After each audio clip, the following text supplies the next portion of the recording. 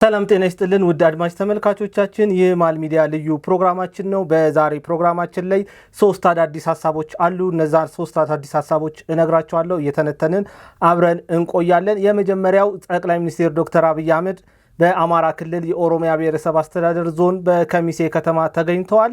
እዛ መገኘታቸው እንድምታው ምንድነው? እሱን እንተነትናለን። የመጀመሪያው ይሄ ነው። ሁለተኛው ኦነግ ህዋትና ፋኖ በሱዳን ተገናኝተው የጋራ ወታደር ለማቋቋም ስምምነት መፈረማቸውን ዘኢኮኖሚስት ዘግቧል። እሱንም እናያለን። ሶስተኛ የባህር በር ጉዳይን በተመለከተ የኢትዮጵያ ኤምባሲዎች ምን እየሰሩ ነው የሚለውን ጉዳይ በጋራ የምናየው ይሆናል። ከአፍታ ቆይታ በኋላ ስንመለስ ይህንን ሐሳቦች እየተነተንን የምንቆይ ይሆናል። የትም እንዳትሄዱ ጠብቁን። ከአፍታ ቆይታ በኋላ እንመለሳለን። ጠቅላይ ሚኒስትሩ በመጣ ጊዜ ባህር ዳር ናፍጥን እንይዘዋለን። ይሄን እናደርገዋለን። ፕሮፓጋንዳ ማር ወሬም አይደለም። አብይ አህመድ ባህር ዳር እንደተከታተላችሁት ነው። ማርሸት ፀሐዬ በተደጋጋሚ ይህንን ቃል ሲናገር ነበረ። ጠቅላይ ሚኒስትር ዶክተር አብይ አህመድ ባህር ዳር ከመጣ በከበባ አፍነን የትም እንዳይደርስ እናደርገዋለን ሲናገር ነበረ። ይሁን እንጂ ጠቅላይ ሚኒስትር ዶክተር አብይ አህመድ በየዕለቱ እያስገረሙን ይገኛሉ። በተለያየ ጊዜ አማራ ክልል እየሄዱ ይገኛሉ። እንደውም ከአዲስ አበባ የበለጠ አማራ ክልል በደንብ የተመቻቸው ነው የሚመስሉት። ጠቅላይ ሚኒስትር ዶክተር አብይ አህመድ የውሃ መንገድ ሆኖላቸዋል። በዕለት በዕለት ወደዛ ይጓዛሉ። ከሰሞኑን በጎንደር መገኘታቸው ትዝ ይለናል።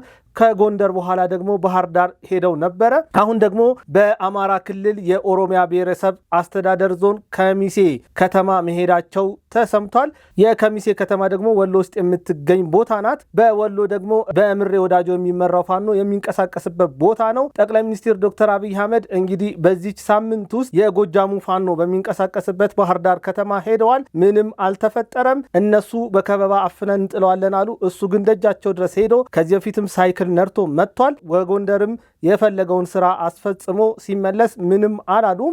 ምንም ማድረግ አይችሉም። ከወሬ በዘለለ ምንም ማድረግ የማይችሉ ቡድኖች ስለሆኑ ማለት ነው። አሁን ደግሞ ምሬ ወዳጆ በር ላይ ሄዷል። እንግዲህ እዛም ሄዶ የተለያዩ ስራዎችን ሰርቶ ይመለሳል ማለት ነው። እንግዲህ እነሱ ይፎክራሉ፣ እሱ ሰርቶ ይወጣል። እስቲ ስለ ጎንደር የተወሰነ ነገር ልበላችሁና አብሬ እያይዤ ልሄድላችሁ ማለት ነው። ከግሪኩ አቴንስና ሜሶፖታሚያ እኩል ስልጣኔ የነበራት ያቺ የሊቃውንት ሀገር የካህናት ምንጭ የቋንቋ ምሁራን መፍለቂያ ናት ጎንደር ማለት ነው። ጎንደር ታምረኛ ቦታ ናት። የፋሲለደስ መዲና ስትሆን ይቺ ቦታ ለአንድ ኢትዮጵያ መጠንሰስ ምክንያት የሆነውን መይሳው ካሳ ወይም አጼ ቴዎድሮስን የለገሰችን ጎንደር ናት ማለት ነው። ጎንደር በ15ኛው መቶ ክፍለ ዘመን የነበራት ስልጣኔን ረስታ ባለፉት ዓመታት በታሪኳ ላይ ብቻ ቆማ ያለች ከተማ ነበረች። ስልጣኔዋን ረስታ በትዝታ ወደኋላ እየተመለሰች ትናንትና እንደዚህ ነበርኩ የሚል እሳቤ ውስጥ ቆማ የነበረችው ጎንደር እድሜ ለጠቅላይ ሚኒስትር ዶክተር አብይ አህመድና ለጎንደር ከተማ ከንቲባ ይሁንና ፋሲለደስ በሚገባው ልክ ታድሶ ጠቅላይ ሚኒስትር ዶክተር አብይ አህመድ በዛ ተገኝተው ያንን ቤተ መንግስት መመረቃቸው ትዝ ይለናል። እንግዲህ ጠቅላይ ሚኒስትር ዶክተር አብይ አህመድ ጎንደር ትናንትናዋን ሳትለቅ ዛሬን እንድትመስል ማድረግ ችለዋል። ዛሬ ላይ ሆና ነገን እንድትዋጅ ራሱ ማድረግ ተችሏል ማለት ነው። በወቅቱ እንግዲህ ጎንደር በተገኘበት ሰዓት የአማራ ፋኖ በጎጃም የሚዲያ ሰዎችና አመራሮች በጎንደር ፋኖች ላይ ሙድ ሲይዙ ነበር፣ ሲዘባበቱባቸው ነበር። እንዴት ጎንደር መጥቶ ምንም ሳታደርጉት ትለቁታላችሁ ሲሉ ነበረ። ግን በነጋታው በወጣው ማስረጃ መሰረት ጠቅላይ ሚኒስትር ዶክተር አብይ አህመድ ጎንደር ብቻም አልነበረም ሄዱት፣ ባህር ዳርም ሄደው እንግዲህ ጎንደር ላይ ሲዘባበቱ የነበሩት የአማራ ፋኖ በጎጃም ባህር ዳር ሲመጣ ምንም ማድረግ አልቻሉም ማለት ነው። ጠቅላይ ሚኒስትር ዶክተር አብይ አህመድ እነሱ እንደፎከሩት አይደለም፣ እነሱ እንዳሉት አይደለም። ከነሱ የበለጠ እሳቤ ላይ የሚገኝ ሰው ስለሆነ ተራ በተራ ማንነታቸውን በደንብ እያደረገ እያሳየን ቀጥሏል ማለት ነው። የሚገርማችሁ ይፎክራሉ፣ ይሸልላሉ እንጂ ጠቅላይ ሚኒስትር ዶክተር አብይ አህመድ ከተማ ውስጥ አይደለም በየቤታቸው ቢሄዱ እንኳን ምንም አያደርጉትም።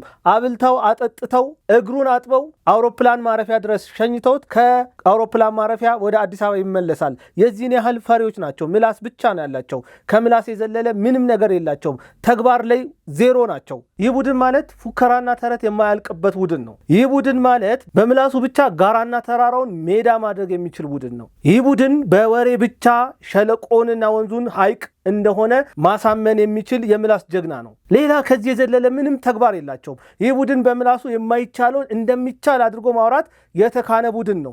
ሲያወሩ ያፈዛሉ። ከነሱ በላይ ጀግና፣ ከነሱ በላይ ተኳሽ፣ ከነሱ በላይ ኢትዮጵያን የሚወድ እንደሌለ ያሳምኑካል። በምላሳቸው አንደኛ ናቸው። በምላስ ውድድር ቢሆን በኢትዮጵያ ውስጥ ከነሱ በላይ ተደጋጋሚ ዋንጫ የሚያገኝ የለም። ጠቅላይ ሚኒስትር ዶክተር አብይ አህመድም ይህንን በሚገባ ነው ያወቀው። እነሱ ይፎክራሉ፣ ይሸልላሉ፣ በሚዲያ ወጥቶ ይናገራሉ።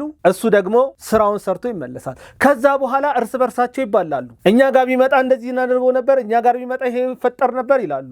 ግን ምንም ማድረግ አይችሉም። የትም ቦታ ሄዷል። በየቤታቸው መሄድ ነው የቀረው። በየአልጋቸው ላይ መውጣት ነው የቀረው። በራቸውን እያንኳኳ መጥቻለሁ እሰሩኝ ማለት ብቻ ነው የቀረው። የዚህን ያህል ፉከራና ተረት ብቻ የሆነ ቡድን ነው። በፉከራና በሽለላ ቢሆን ኑሮ ዛሬ ላይ የጠቅላይ ሚኒስትር ዶክተር አብይ አህመድ መንግስት በ4 ኪሎ መንበሩ ላይ ባልተገኘ ነበር። በፉከራና በቀረርቶ ቢሆን ኑሮ ብልጽግና ተረት ተረት ሆኖ በቀረ ነበር። ግን ዋናው ቁም ነገሩ ተግባር ነው። እንዳለው በተደጋጋሚ በአማራ ክልል ሄዷል። እንደውም ቤተ መንግስቱ 4 ኪሎ ሳይሆን አማራ ክልል ያለ ነው የሚመስለው። ዕለት ዕለት ነው የሚመላለሰው። እነሱ በ24 ሰዓት የአባታችንን ቤተ መንግስት እንወርሳለን ካሉ 3 ዓመት ሞላቸው። እንኳን ቤተ መንግስት ሊወርሱ ከተደበቁበት ዋሻ ከተደበቁበት ጫካ መውጣት አቅቷቸው ዛሬም ድረስ የሆነ ቀዳዳ ሲያገኙ እየሮጡ ወጥተው የሆነ ከተማ ላይ ፎቶ ተነስተው የሆነ ባንክ አጠገብ ፎቶ ተነስተው ይህንን ከተማ ተቆጣጠርን ሲሉ ትሰማቸዋለን። አንድ ሰው የገደሉ ቀን፣ አንድ ሰው የማረኩ ቀን ሀገር ነው የሚያዘው። ሚዲያውን በደንብ አድርገው ተቆጣጥሮታል። መሬት ላይ ግን በደንብ እየተበለጡ ነው የሚገኙት ማለት ነው። እነሱ እንደሚሉት ጀግና አይደሉም። ሊፋለሙ የተነሱት እኮ በምላስ ሳይሆን በተግባር የተፈተነውን የኢትዮጵያ ወታደር ነው። የኢትዮጵያ ወታደር ደግሞ በዓለም ታሪክ ውስጥ 1 ወር ሙሉ ጫማውን ሳይፈታ በአምባና በተራራ ላይ የሚዋጋ ነው። ራበኝ ጠማኝ ሳይል ለእናት አገሩ የሚዋጋ ወታደር ነው። ይህ ወታደር የማይጨበጥ ፍም እሳት ነው። ይህ ወታደር በሚንቀለቀል ነበልባል እሳት ውስጥ በጀግንነት ተራምዶ የሀገሩን ክብር የሚያስከብር፣ እየሞተ ወገኑን የሚያኖር፣ እያለቀ ሀገሩን የሚያድን ነው። በሱ ዝቅታ ውስጥ ማህበረሰቡን ከፍ ለማድረግ የሚጥር ወታደር ነው ይሄ ወታደር ማለት። ከዚህ ወታደር ጋር ለመጋጠም ስነ ልቦናዊ ዝግጅት እንኳን የላችሁም። ይሄ ወታደር እኮ ስለ ሀገር ክብር፣ ስለ አረንጓዴ ቢጫ ቀይ ሰንደቅ ዓላማ ሰማዩን ጣሪያ ምድሩን ፍራሽ አድርጎ በብርድ በቁር እየተኛ 24 ሰዓት እኛን የሚጠብቅ ነው። እንደናንተ መኪና አሰልፎ ገንዘብ የሚሰርቅ አይደለም። ከነጋዴው ይህንን ያህል ግብር አምጣ እያለ የሚቀርጥ አይደለም። ይሄ ወታደር በዲሲፕሊን የሚመራ ወታደር ነው። እናንተ አካሄዳችሁ ሁሉ የሽፍታ አካሄድ ነው። ስለዚህ ሽፍታ እንዴትም ብሎ ከጀግና ጋር ፊት ለፊት ሊጋፈጥ አይችልም። አየናችሁ እኮ ያለፉት 3 ዓመታት ሙሉ እንደ ጉሬላ በየቦታው እየተደበቃችሁ 3 ጥይት ተኩሳችሁ አንዴ ሲመጣባችሁ ብትንትናችሁ ነው የሚወጣው። እና ከዚህ ወታደር ጋር እኩል ለመሆን መሞከር ዋጋ ያስከፍላል። ደሞም እየከፈላችሁ ነው። እውነቱን እንነጋገር ከተባለ በደሙ ሀገሩን እያጸና ያለ ወታደር ነው። ጊዜ የማይሽረው ዘመን የማይለውጠው አስደናቂ የጀግንነትን ታሪክ የከተበ ነው ይሄ ወታደር። እናንተ እንደምትሉት የብልጽግና ወታደር አይደለም። ይሄ የሀገር ወታደር ነው። ወታደር ሁልጊዜም ሀገር ነው የሚጠብቀው፣ ስርዓት ነው የሚያስከብረው። ያን ስርዓትና ያንን ሀገር ደግሞ የሚፈጥሩት ህዝቦች ናቸው። ህዝቦች ደግሞ መንግስትን ይመርጣሉ። የተመረጠውን መንግስት ደግሞ ማገልገል የወታደር ግዴታ ነው። ያንን ነው እየሰራ ያለው። ያንን ነው እያደረገ ያለው። ለሀገር አፍራሾች እጅ አልሰጥም ብሎ ነው እየሰራ ያለው። እናንተ ግብፅ ትልካችኋለች፣ ሻቢያ ትልካችኋለች። ምንም ስለ ሀገር ደምታ የላችሁም። ስለ ኪሳችሁና ስለ ሆዳችሁ ብቻ ስለምታስቡ በየቦታው ትንንሽ ፈንዶችን አስቀምጣችሁ ማህበረሰቦቹን ታሰቃያላችሁ። ይሄ ነው ስራችሁ። ስለዚህ አንድ ተራ የሰፈር ወጠጤ ከኢትዮጵያ መከላከያ ሰራዊት ጋር ሊወዳደር አይችልም። ይህ ወታደር ተራራና አምባዎችን እንዲሁም ሸለቆና ወንዞችን ያንቀጠቀጠ ነው። ባህርና ሐይቆችን ያቋረጠ ወታደር ነው። ስሙ ከመቅደላ እስከ አድዋ፣ ከኦጋዴን እስከ ባድመ የአሸናፊነት ታሪክን ያስመዘገበ ነው። እያንዳንዱ ያለፈ ታሪኩን ብናነሳ ኢትዮጵያ ያለችበት ዳር ድንበር ላይ የኢትዮጵያ ወታደር አለ። ደምና አጥንቱን ከስክሶ ኢትዮጵያን ያጸና ወታደር ነው። ሞትን የማይፈራ ነው። በሀገሩ ድርድር ድርድር አያውቅም። ፋኖ በለው ሸኔ በለው ህዋት በለው ግብፅ በለው ሱዳን በለው ከኢትዮጵያ ወታደር ጋር እኩል ሊሆኑ አይችሉም። እናንተ በሙሉ ተደምራችሁ ይሄው እየወጋችሁት ነው። 7 ዓመት እኮ ረፍት የለውም ይሄ ወታደር፣ ግን የትም ቦታ መቆጣጠር አልቻላችሁም። ዛሬም ጀግናንን እኛ ብቻንን ተኳሽ ከጥይት ጋር ያደግነው እሱ ተረት ነው። ማውራትና መሆን ይለያያል። ይሄ ተረት የትም አያደርስም። እያየናችሁ ነው። ምን እየተፈጠረ እንደሆነ በቀን በቀን እያየናችሁ ነው። እናንተ በክህደት ማስተርስ ዲግሪ ያላችሁ ናችሁ። ሀገራችሁን የሸጣችሁ ናችሁ። እነሱ ደግሞ ስለ መለዮና ስለ ዩኒፎርም ክብር የገባቸው ናቸው። ስለ ማህበረሰብ ክብር የገባቸው ናቸው። ስለ ኢትዮጵያ ክብር የገባቸው ናቸው። በዚህ ሰንሰለት ውስጥ ያለን ወታደር ለመከራከር መሞከር እና እኛ ከነሱ የተሻልነን ለማለት ማሰብ ይሄ ውሸት ተረት ነው። ኢትዮጵያ እኮ ድሃ ሆና ነው እንጂ ለመከላከያችን የሚሰጠው ገንዘብ ተገቢ ሆኖ አይደለም። እኔ እናንተ በየቦታው እንድንራመድ እሱ በየቀኑ ህይወቱን እየከፈለ ነው። ልጆቹን እቤት ቁጭ አድርጎ ለልጆቹ ገንዘብ ሳይልክ ከሚያገኛት ደሞዝ ላይ ቀንሶ የሚኖርበትን ማህበረሰብ እኮ ትምህርት ቤት የሚገነባ ወታደር ነው። ይሄ ወታደር ምን አይነት ዲሲፕሊን ያለው ወታደር ነው? ይሄ ወታደር ስለ ሀገር ራስን መስጠት ክብር እንደሆነ የሚያስብ ወታደር ነው። ሰርቆ መደበቅ እንዳንተ የለመደ አይደለም። ጠቅላይ ሚኒስትር ዶክተር አብይ አህመድ በተደጋጋሚ እንደሚሉት የኢትዮጵያን ወታደር የነካ ቀን ትቀጠቀጣለህ፣ ያልቃል፣ ሁሉም ነገር እዛ ጋር ያበቃል። ይሄ ነው እየሆነ ያለው። እንግዲህ ጠቅላይ ሚኒስትር ዶክተር አብይ አህመድ በአማራ ክልል በየትኛውም እያንዳንዱ ስፍራ ሄደዋል። ያልሄዱበት ቦታ የለም።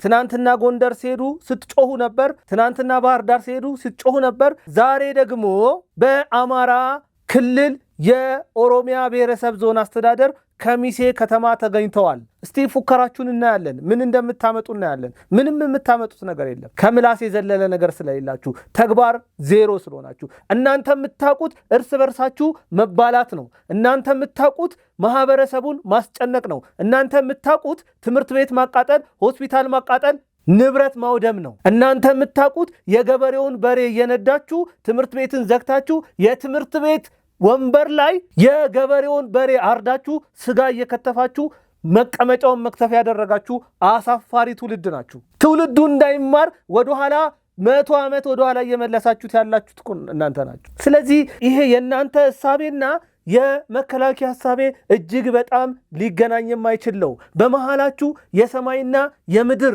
ልዩነት አለ። በየትኛውም መስፈርት በአንድ ማዕቀፍ ውስጥ ልትጠሩ አይገባም። ይሄ አሳፋሪ ነው እና ጠቅላይ ሚኒስትር ዶክተር አብይ አህመድ ቀጥሎ በየቤታችሁ ይመጣል። ይሄ የመጀመሪያው ሐሳብ ይሄንን ይመስላል። ወደ ሁለተኛው ሐሳብም አልፍ ይሆናል። አሁን ቤት መግዛት ተችሏል። አዲሱ ፕላቲኒየም ብሎካችን ላይ 35% እውነተኛ ቅናሽ ለ15 ውድ የማል ሚዲያ ቤተሰቦች እንዲሁም አንድ ቤት ሲገዙ አንድ ቤት በነፃ የሚያገኙበት እድልም ተመቻችተዋል። 60% ከወለድ ነፃ የባንክ ብድር በረጅም ዓመት የክፍያ አማራጭ፣ ፓናሮሚክ ቪው ማለትም በአራቱም አቅጣጫ ማራኪ የተፈጥሮና የከተማ እይታ፣ ለእያንዳንዱ ቤቶች ፕራይቬት ሊፍት የተገጠመላቸው የልጆች መጫወቻና የስፖርት ማዘውተሪያ፣ የመዋኛ ገንዳ፣ ጂምናዚየምና ቤተ መጻሕፍት፣ ፓርኪንግና የኤሌክትሪክ ቻርጅ መሙያን ጨምሮ ሌሎች ሁሉን አቀፍ መዝናኛዎችን በነፃ በመዲናችን አዲስ አበባ በነፋሻማዋ ለቡ መብራት እጅግ ማራኪና ቅንጡ በሆነው የመኖሪያ መንደራችን ውስጥ በ5% ቅድመ ክፍያ ብቻ የቤት ባለቤት ይሁኑ። ለበለጠ መረጃ በ0907 888883 ወይም በ0944 41 9190 ይደውሉ። እንግዲህ ወደ ሁለተኛው ሐሳብ ስናልፍ የፋኖ አመራሮች፣ የኦነግ አመራሮች፣ የህዋት አመራሮችና የኤርትራ ከፍተኛ አመራሮች በሱዳን ከተማ ተገናኝተው መምከራቸውን ዘ ኢኮኖሚስት ዘግቧል። እነዚህ አካላት የተገናኙበት ዋነኛው ምክንያት ምንድነው? በኢትዮጵያ ፍርስራሽ ላይ ለስልጣናቸውን ማደላደል አንደኛ የመጀመሪያ ነው። ሁለተኛ ይሄ ካልተሳካላቸው ደግሞ ገንዘብ መስራት ነው የሚፈልጉት። ይሄንን ደግሞ ለማድረግ የህዝብን ህይወት ቁማር አስይዘው እየቆመሩ ይገኛሉ።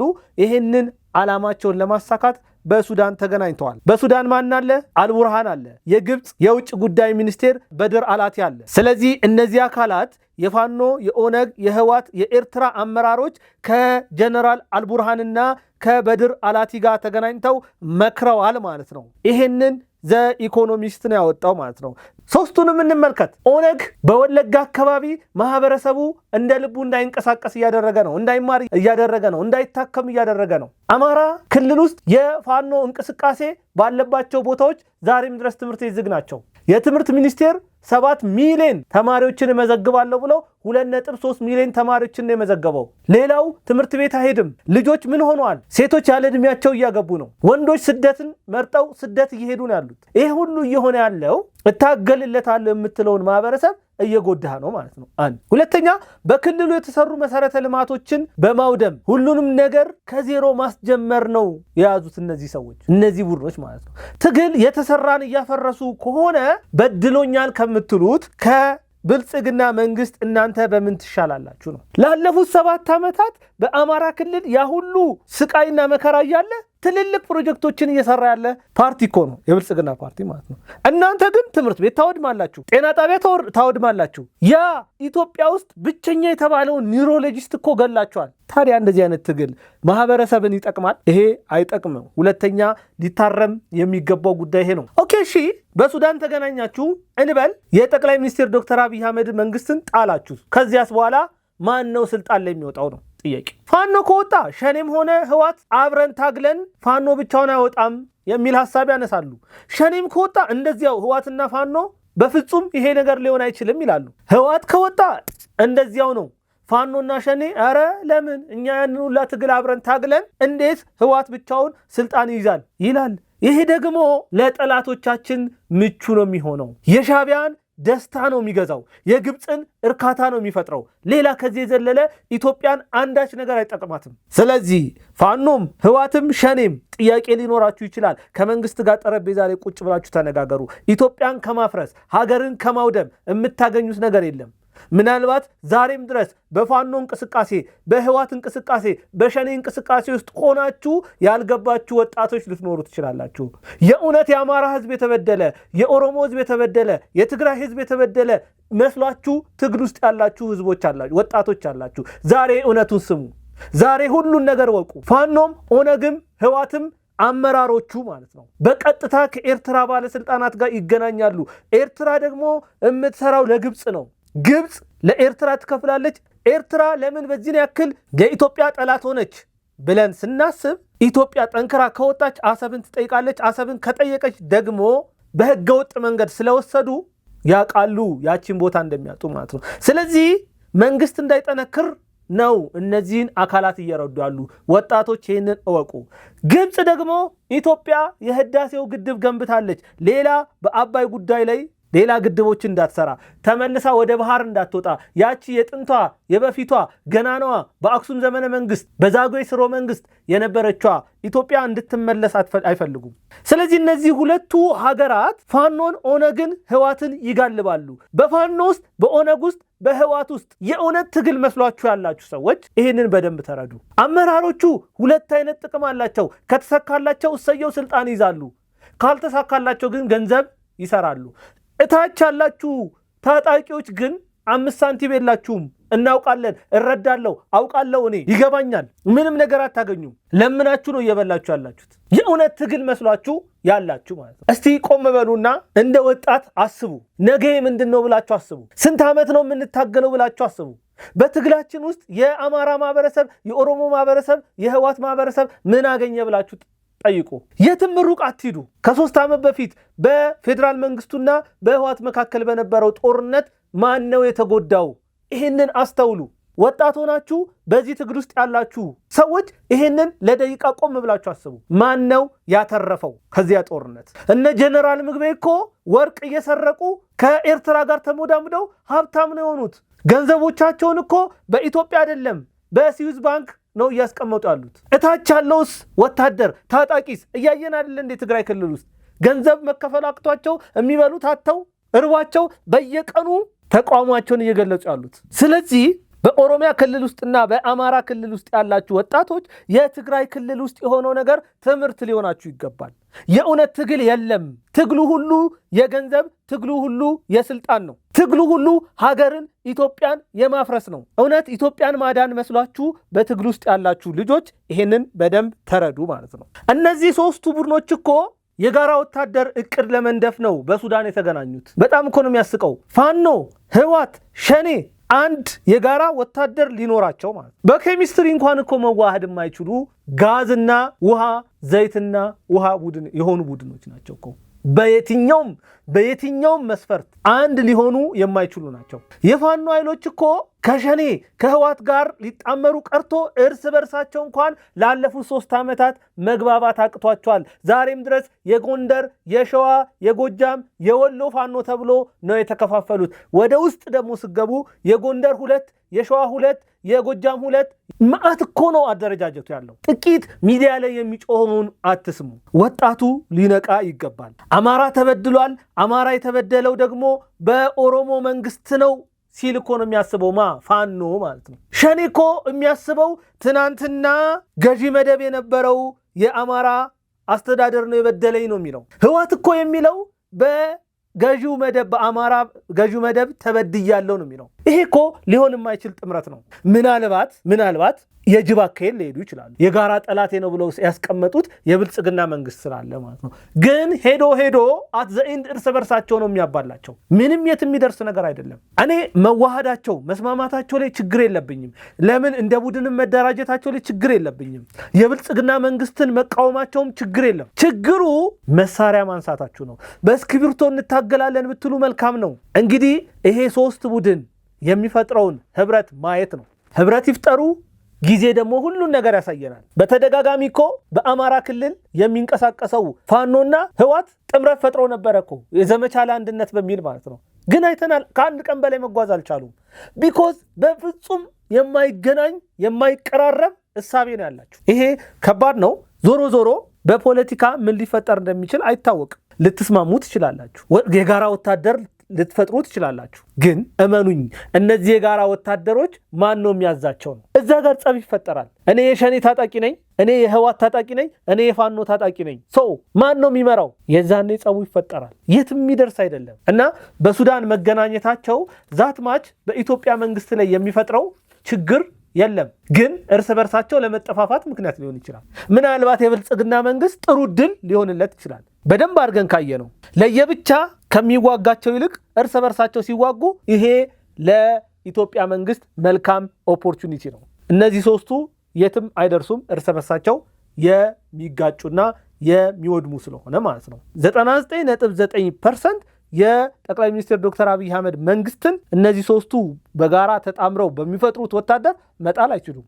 ግን እንደው ይሁን ብለን እናስብና ማን ነው ስልጣን ላይ የሚቀመጠው? እርግጠኛ ሆኜ እናገራለሁ የ1983ቱ ድርጊት ይመጣል። በኦነግና በወያኔ መካከል የተፈጠረውን እናስታውሳለን። ያ ነው የሚሆነው።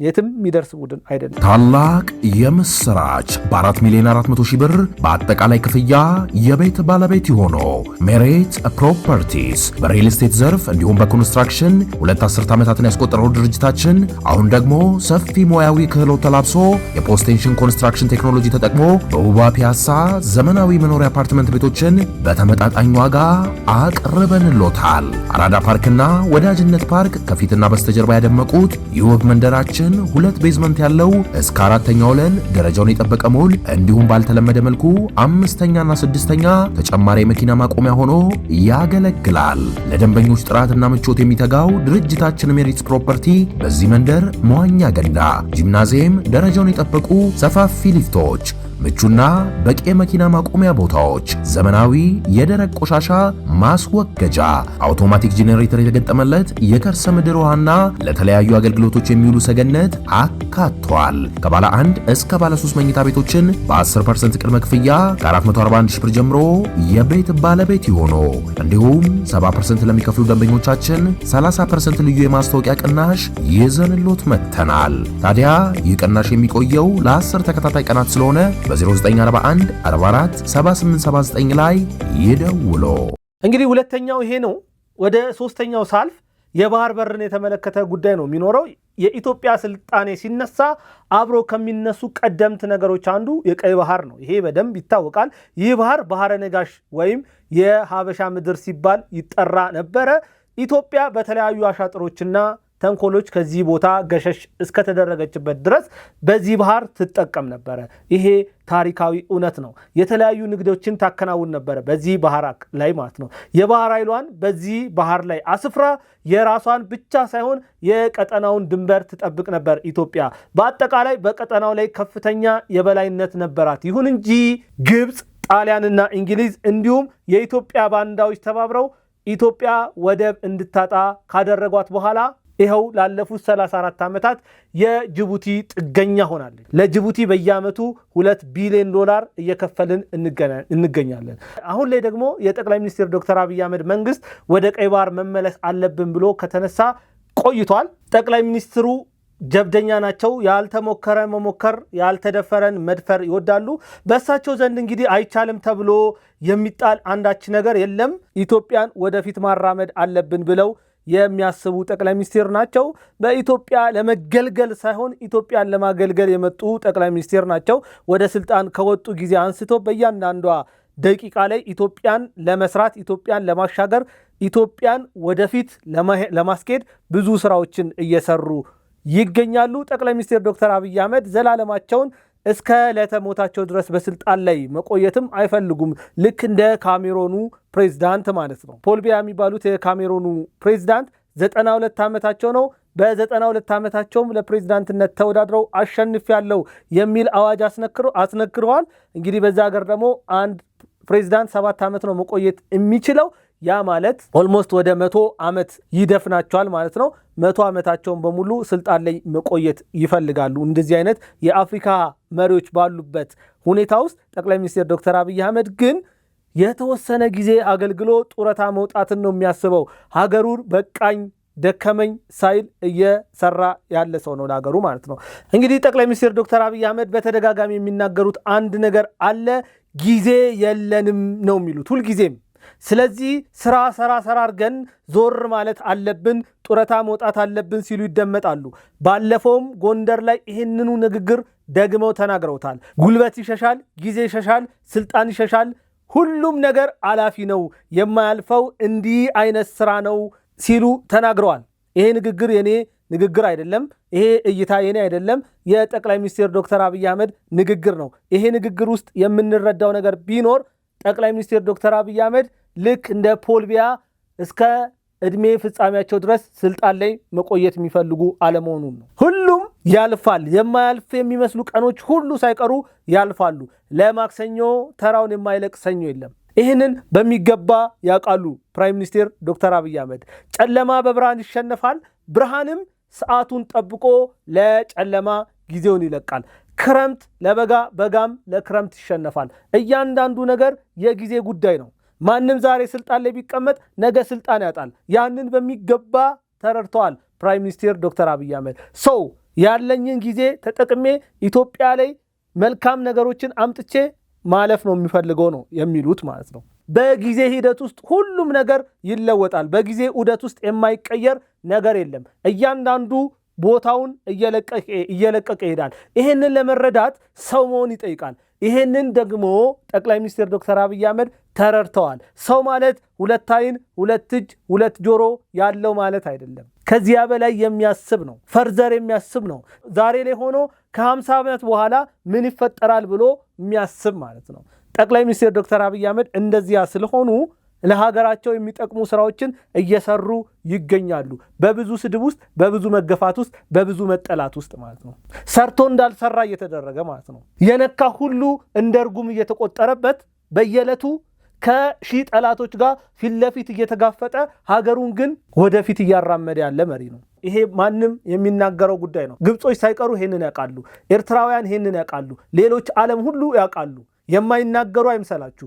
ሁሉም ዓለም ላይ ያለው የኢትዮጵያን ፖለቲካ የሚከታተል ሁሉም ሀገር በሙሉ ይሄ ሰው ምን ነው የኛ መሪ በሆነ ሲሉ የሚመኙት አይነት መሪ ነው። ያው በእጅ ያዙት ወርቅ እንደ መዳብ ይቆጠራል ሆኖብን ነው እኛ ማለት ነው። እንግዲህ ጠቅላይ ሚኒስትር ዶክተር አብይ አህመድ በሳቸው ዘመን ያደገች የበለጸገች የተሻለች ሀገር እንድትኖር ይመኛሉ። ለዚያም ደግሞ ጊዜው አሁን ነው ብለው ነው የሚያስቡት። አሁን ተመልከቱ፣ መንግስት የባህር በር ጥያቄን አነሳ። ወታደሩ የወታደሩ መሪ ለዚያ ዝግጁ ናቸው። ህዝቡም ለዚያ ዝግጁ ነው። ትናንትና ግን እንደዚህ አልነበረም። ህዝቡ ጋር ዝግጁነት ነበረ። መንግስት ጋር ግን የዚያ ዝግጅት አልነበረም፣ ፍላጎት አልነበረም። ኢትዮጵያ ባህር በር ኖራት አልኖራት አይመለከተውም የነበረው መሪ ማለት ነው። ይሄ ምቹ ጊዜ ነው። ሶስቱም አካላት ተጣምረዋል። መንግስት፣ ህዝብ፣ ወታደሩ። ወዴት ይኬዳል? ወደፊት። ወዴት? ወደ አሰብ ማለት ነው። አሁን በውጭ ሀገር ደግሞ የኢትዮጵያ ኤምባሲዎች በዚህ ጉዳይ ላይ ምን እየሰሩ ነው የሚለውን ነገር እናያለን። በእንግሊዝና ሰሜን አየርላንድ የሚገኘው የኢትዮጵያ ኤምባሲ ኃላፊ የሆኑት አምባሳደር ብሩክ ሞከንን ይባላሉ። እኚህ ሰው ዲያስፖራው ኢትዮጵያ በህዳሴው ግድብ ላይ ከፍተኛ ተጽዕኖ በደረሰበት ወቅት ከፊት በመሆን ሚና ሲወጣ ቆይቷል። አሁንም ያንን ሁኔታ ሊደግም ይገባል። ዓለም ኢትዮጵያ የባህር በር እንደሚገባት እየመሰከረበት ባለበት በዚህ ወቅት ላይ ከፊት ቆሞ ዲያስፖራው የኢትዮጵያን ጥያቄዎች በደንብ ሊያስተጋባ ይገባል ሲሉ ተናግረዋል። ለዚያም ደግሞ እየሰራን ነው የሚል ሐሳብን አንስተዋል። በተለያዩ አማራጮች ለዲያስፖራው ለትውልደ ኢትዮጵያዊው እያስረዳን እንገኛለን የሚል ሐሳብን አንስተዋል። በኪዮት የኢትዮጵያ ኤምባሲ ባለሙሉ ስልጣን አምባሳደር የሆኑት ዶክተር ሰይድ መሐመድ የሚባሉ ሲሆን በኪዮትና በዙሪያ ባሉ ሀገራት እንዲሁም በመላው ዓለም ላይ ላሉ ኢትዮጵያውያን እና ትውልደ ኢትዮጵያውያን የባህር በር ጥቅም ምን እንደሆነ የግንዛቤ ማስጨበጫ እየሰጠን እንገኛለን። ከዚያ ውጭ ደግሞ ኢትዮጵያ የባህር በር እየተጠየቀች ያለችው ዓለም አቀፍ ሕግን ተከትላ እንደሆነ ለዚያም ደግሞ የተለያዩ የሄድንባቸውን ርቀቶች እያስረዳናቸው እንገኛለን። በዚህም ደስተኞች ናቸው ትውልደ ኢትዮጵያውያንና ኢትዮጵያውያን ከኢትዮጵያ ጥያቄ ጎን ቆመዋል። በህዳሴው ግድብ ጊዜ ብዙ ድጋፍ ሲያደርጉ እንደነበረ አሁንም ለዚህ ድጋፍ ሊያደርጉ ተዘጋጅቷል የሚል ሐሳብ አንስተዋል። ሶስተኛ በዚምባብዌ የኢትዮጵያ ባለሙሉ ስልጣን አምባሳደር የሆኑት ረሺድ መሐመድ ናቸው። እኚህ ሰው በሞሪሸስ፣ በዛምቢያ፣ በምስራቅና ደቡብ አፍሪካ የጋራ ገበያ በሆነው ኮሜሳ ውስጥ የኢትዮጵያ ተጠሪ በመሆንም ያገለግላሉ። ኢትዮጵያ የባህር በር ያጣችበት መንገድ በፖለቲካዊ አሻጥር ኢፍትሃዊ በሆነ መንገድ ነው ብለው ያምናሉ እኚህ ሰው ማለት ነው። ስለዚህ እኚህ ሰው በዚምባብዌና ዛምቢያ ለሚገኙ ዲፕሎማቲክ ማህበረሰብ እንዲሁም ለሌላው ኢትዮጵያዊ የግንዛቤ ማስጨበጫ ስራ ተሰርቷል በባህር በር ጉዳይ ላይ ሲሉ ተናግረዋል ማለት ነው። ሌላው አራተኛው ማለት ነው በደቡብ አፍሪካ የኢትዮጵያ ኤምባሲ በሚኒስቴር ደረጃ የዲያስፖራ ዘርፍ ዲፕሎማት የሆኑት መላኩ ዘለቀ ያነሱት ሐሳብ ናቸው። እኚህ ሰው ያነሱት ሐሳብ ዲያስፖራው ከዚህ ቀደም የኢትዮጵያን እውነት ለዓለም አቀፉ ማህበረሰብ በማሳወቅ ደረጃ ከፍተኛ ሚና ሲወጣ መቆየቱን ይታወሳል። ስለዚህ ይህንንም በባህር በር ጥያቄ ላይ በማድረግ ተገቢውን ሚናውን እንዲወጣ የሚል ሐሳብ አንስተዋል ማለት ነው። እንግዲህ በተለያዩ ዓለማት ለሚኖሩ የኢትዮጵያውያንና ትውልደ ኢትዮጵያውያን እንደዚህ አይነት የግንዛቤ ማስጨበጫ ትምህርት መሰጠቱ እጅግ አስፈላጊ ነው። ምክንያቱም የኢትዮጵያ ባንዳዎች እየሰሩ ያሉት ስራ ምናልባት ኢትዮጵያ እየጠየቀች ያለው የወደብ ጥያቄ ትክክለኛ እንዳልሆነ በመናገር የእነዚህ ኢትዮጵያውያንን ጭንቅላት ዳይቨርት ሊያደርጉ ስለሚችሉ የኢትዮጵያ ኤምባሲዎች፣ ዲፕሎማቶች ከፍተኛ ስራ እዚህ ላይ መስራት ይጠበቅባቸዋል ማለት ነው። ለዛሬ ያነሷቸው ሶስቱ ሐሳቦች እነዚህን ይመስላሉ። ለዛሬ የነበረን ፕሮግራም ይህንን ይመስላል። በሚቀጥለው በሌላ ፕሮግራም እስከምንገናኝ መልካም ጊዜ ይሁንላችሁ። መልካም ሰዓት